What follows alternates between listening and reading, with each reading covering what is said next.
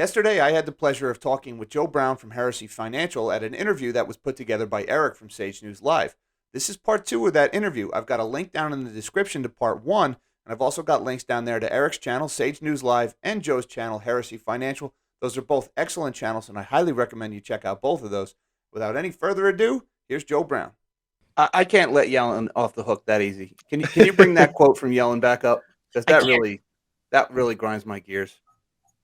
Where was All it? right. He said, there have been unanticipated and large shocks to the economy that have boosted energy and food prices. Unanticipated and large shocks, right? So it seems to me that Yellen is saying, yeah, we got it wrong on inflation, but she seems to be repeating some political talking points, i.e., oh, it was because of the pandemic. It was because of Putin. It was because of the supply chain. Do you think, does she really believe this? Does she really believe that it's all these seemingly exigent circumstances? Or is someday a central banker going to say, we just printed too much money and we caused inflation? The obvious answer, right? The giant expansion of the balance sheet.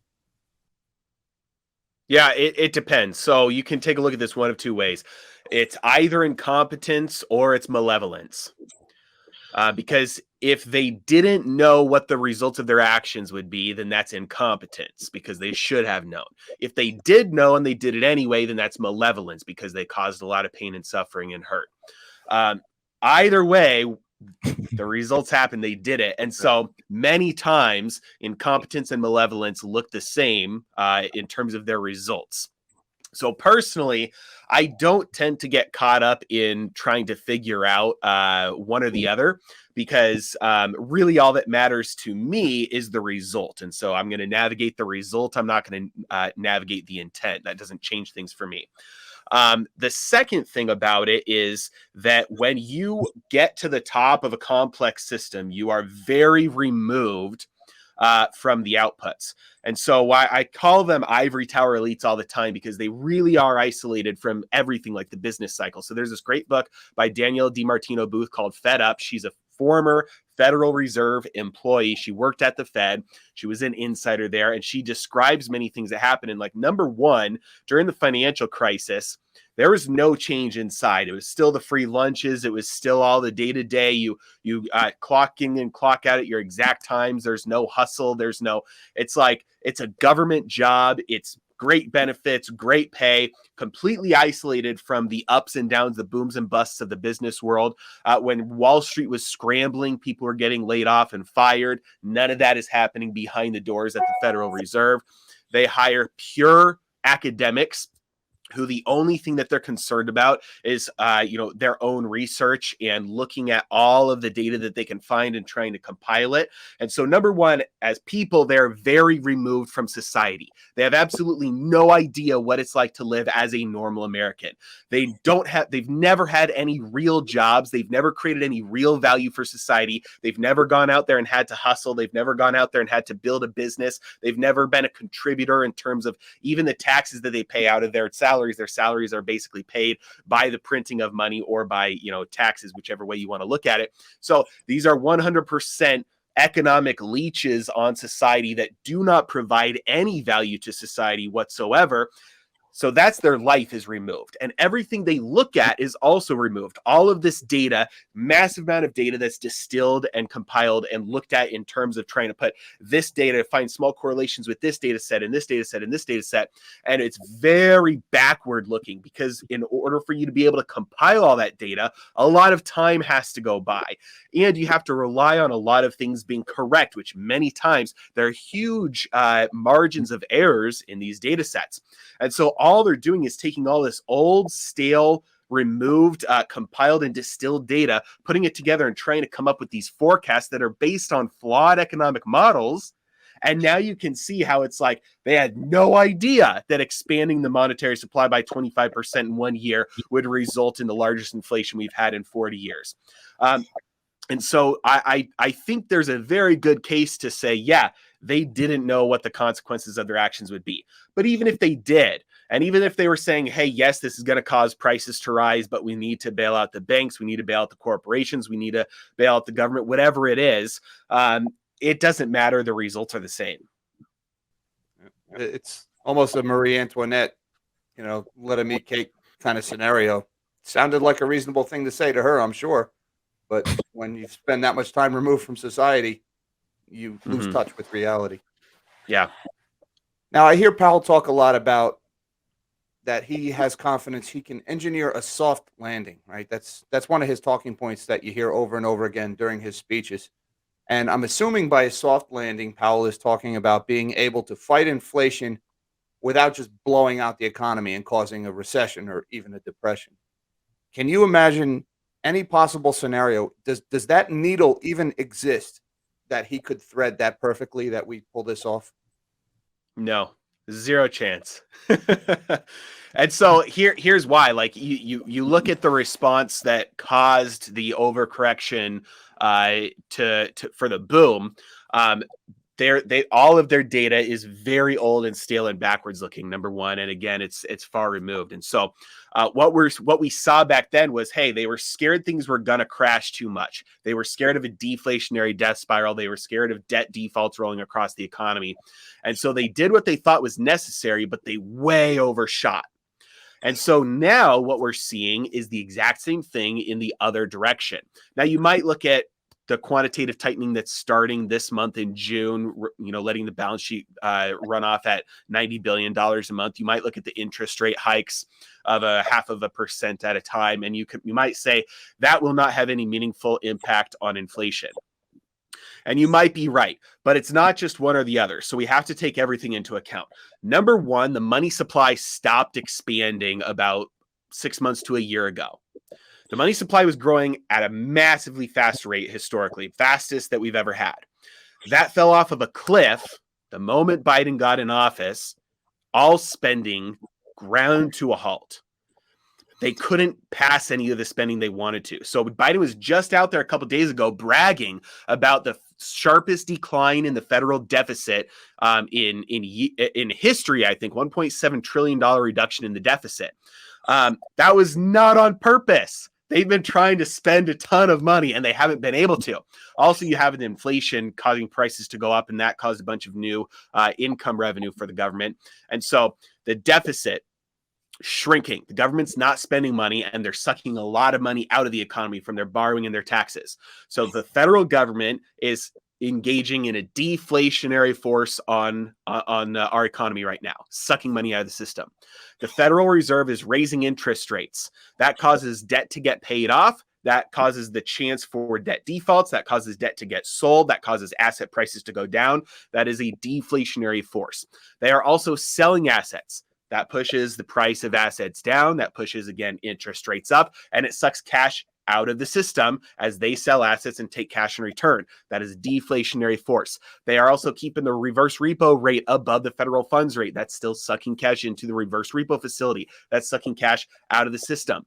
And so we are seeing from every angle right now. And then all those combined, the corporations and financial institutions are saying, we need to be safe. We need to stop spending money. We need to batten down the hatches because we're about to enter some hard times. Like Jamie Dimon just came out today and said a hurricane is coming. And so when everybody stops spending money, money goes into savings. That's like the same thing as money getting sent off to Mars. If money exits circulation and doesn't come back in, at least temporarily, that means the money supply goes down. And so we are seeing from every angle right now, massive deflationary forces. Now, it takes time for these things to work themselves into an economy, but we have to recognize that the monetary supply stopped growing 6 months ago at the latest. And so when you take all these things into account, we are experiencing a really large deflationary storm right now. Now, you may say that's not enough to counteract the inflationary forces. And fine, we can talk about that. But there are a lot of deflationary forces right now, and it is a tightrope. And so when you look at the inflationary forces from the last 2.5 years on one side, and the massive deflationary forces that they're using policy-wise right now coming against each other, you're going to tip one way or the other. And the fact that asset prices have been falling since the beginning of this year speaks to me, like the Cantillon effect, that asset prices get hit from deflation and inflation first. That bleeds over to prices of goods and services and then wages. My expectations would be that we start to see inflation numbers come down very quickly and layoffs and unemployment happen pretty soon after that. as long as another bailout doesn't happen. But no soft landing. They're overcorrecting in the deflationary direction. Now, you talked a lot about deflation there, and I hear it said a lot in the mainstream financial press a lot that deflation is like this boogeyman, this worst case economic scenario. Oh, we can't have deflation, and it's never challenged. Actually, you're the only person I've ever heard challenge that deflation was a bad thing. And I've heard some things on your channel that actually make a very good case for deflation. Could you talk a little bit about that and why people maybe shouldn't be afraid of it? Yeah, absolutely. Deflation is a good thing. I am not scared about deflation at all. Deflation is the cure for the malinvestment. What is scary is the response that we will have to inflation. And I haven't been worried about hyperinflation up till this date, but if we get deflation and then a response to it similar to the response we've gotten every time for the last 20 years, then I will actually be worried about real technical hyperinflation and a collapse of the dollar. So the reason why deflation is not scary is because prices coming down are good, historically speaking, for everybody long term. Number one, you have natural deflation over time. So technology and progress and wealth growth, that means stuff gets more abundant relative to the supply of money. That means money becomes more valuable relative to all the stuff. That means things get cheaper. That's what happens when something becomes abundant. When cell phones went from scarce to abundant, they got cheaper. When TVs went from scarce to abundant, they got cheaper. When food went from scarce to abundant, it got cheaper. We don't have to spend all of our day working for one meal anymore. We spend all of our day working for multiple meals and clothing and shelter and luxuries. And so stuff is abundant. That's deflation. That's happened for all of human history. We have a monetary system that's built on inflation. So it tries to counteract the natural overwhelming force of history. And so it tries to cause prices to go up, which is in contrast to nature. And so that's why we have these big booms and collapses, because we have got natural deflationary forces being built up over time, and we have these bursts of inflation that we try and impose on our society that ultimately fail. Either way, though, when we're talking about natural deflation or a deflationary death spiral or inflation or hyperinflation, what we're really looking at is leverage and deleveraging. When we leverage up, the deleveraging is inevitable. Now, sometimes when we look back through history, we see an inflationary deleveraging, like a hyperinflation, like in Weimar Republic in Germany. Other times we see a deflationary deleveraging.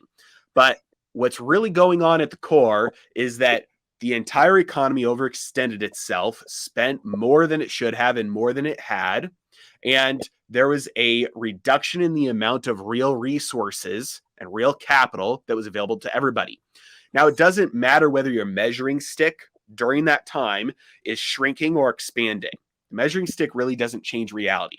In reality, whether prices are going up and down, in reality, we levered up, we spent way more than we should have, the savings pool is small, and we are going through a time of scarcity, whether that looks like inflation or deflation. That's why every time you look at hyperinflation, whether it's Argentina, Venezuela, Zimbabwe, Lebanon right now, Turkey right now, you see the same exact symptoms in real everyday life as you would in a deflationary depression. You see resources are scarce, food is scarce, people can't afford things. It doesn't matter what the prices are, whether prices are collapsing or skyrocketing. We see unemployment or underemployment, all the same symptoms.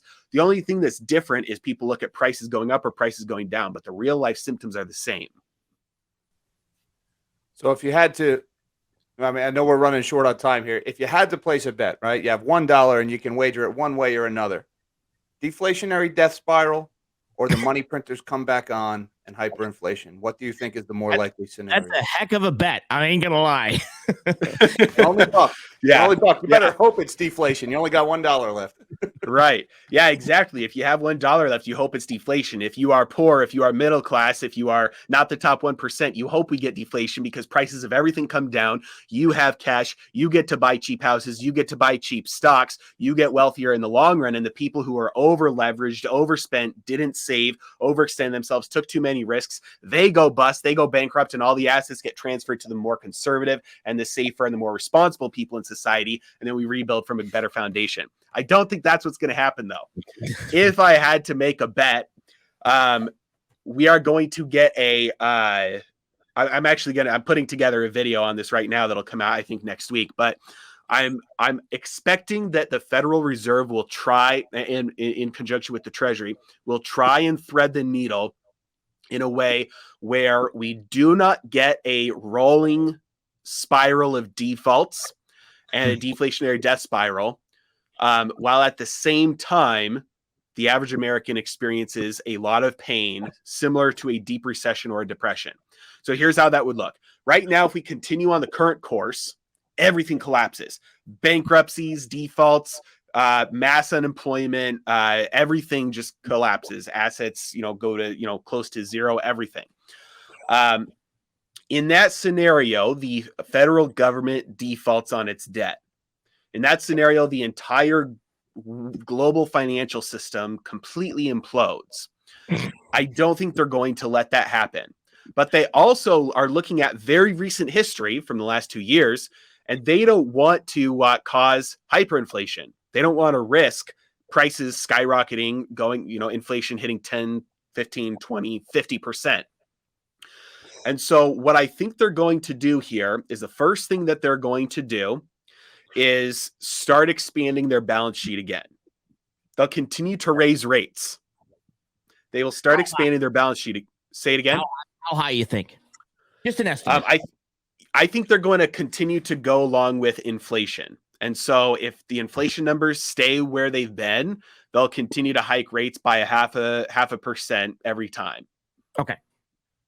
The reason why I think they're going to do that is because technically they can raise rates as high as they want and keep them high for as long as they want, as long as they are buying treasuries. Okay. Because if they're buying treasuries, it doesn't matter if the rest of the world sells the treasuries. It doesn't matter if interest rates on government debt hits 5%, 10%, 20%. If all that is owned by the Federal Reserve, that debt is interest-free to the government, because the Federal Reserve sweeps its profits back to the Treasury. And so the Federal Reserve will virtually monetize all government debt. And so then the federal government can spend any amount of money that they want, as long as Congress passes the spending limits. Right. And they don't have to worry about a default. So they maintain the dollar's global reserve currency status, or at least faith in the dollar, by avoiding a default. The next thing that they will try and do, because they'll encounter this, is companies will start to get in trouble because company debt will start to implode. You'll have debt service costs get too high. They won't be able to service their debt. And so what you're going to have the Federal Reserve do at that time is resume buying corporate debt through special purpose vehicles held at the Treasury, like with ETFs like HYG and some of those things that they did during 2020. They'll resume that again to make sure that large corporations don't go out of business from their debt getting too low and their debt costs getting too high. Now, that will be a temporary Band-Aid on the problem, but it won't completely solve it, because asset prices like stocks will continue to dive. And so at that point, then, what the Federal Reserve will do is they'll look at this and so they'll say, hey, we don't want massive problems from equity prices getting too low, because that hurts the ability for pensions to stay solvent. That hurts the ability for these corporations that have been relying on their stock price to be able to do certain things, fund their daily business cash flow. And so they're going to start buying stocks through ETFs like SPY. At that point, then, you have the federal government fully funded by the printer, and you have large corporations fully funded by the printer. Any large corporation then can continue to issue stock, knowing that there's a floor under its price, and there's a floor under its price because there's a buyer with a money printer. And so large corporations will have the ability to fund their expenses through the issuance of stock, and the federal government will be able to fund its expenses through the Federal Reserve's money printer. All of this means that everyday Americans will still feel a lot of pain. Prices still going up, not being able to afford things, scarce resources, but they'll avoid the massive immediate impact of everything kind of collapsing at once. And really, it'll be a bailout for the government and the corporations, and it won't be another 2020 repeat of a bailout for everybody. Wow. Did you just describe a total nationalization of the entire economy by the Federal Reserve? Is that Well, kind of pretty companies? almost. Almost. So yes, because if the federal government, excuse me, if the federal government through the Treasury is able to acquire large enough stakes in companies through purchasing their stocks, then yes, there's more control over these corporations, especially just even the threat of dumping the stock.